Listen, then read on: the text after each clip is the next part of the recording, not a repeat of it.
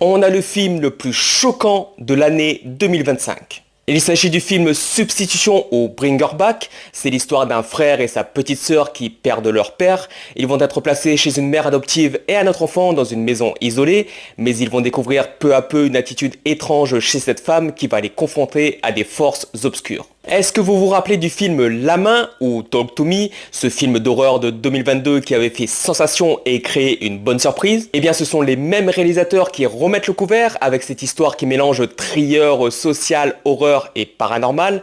Un film qui va vraiment à fond visuellement dans l'horreur, vraiment il y a des scènes insoutenables, autant dans le gore que psychologiquement, dans la signification des scènes, qui essaie de parler et de dénoncer pas mal de choses, mais qui est moins maîtrisé je trouve dans l'ensemble que Talk to Me. On ne sait pas forcément des fois où ça veut aller, mais qui marque irrémédiablement le spectateur et qui reste prenant à suivre du début jusqu'à la fin.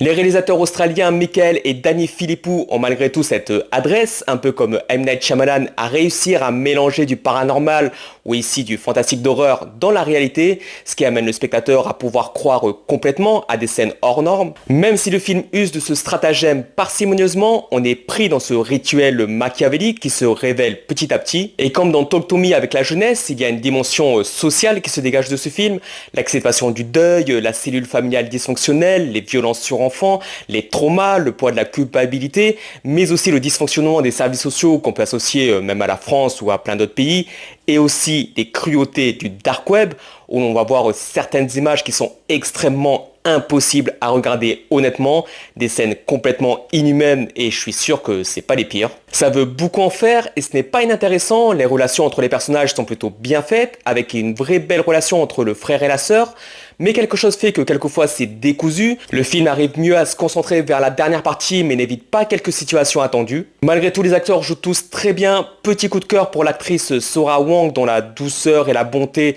est une soupape de bien-être dans une ambiance très chargée de noirceur, et mention aussi pour Sally Hawkins qui mène un personnage torturé du bien jusqu'à l'horreur impardonnable.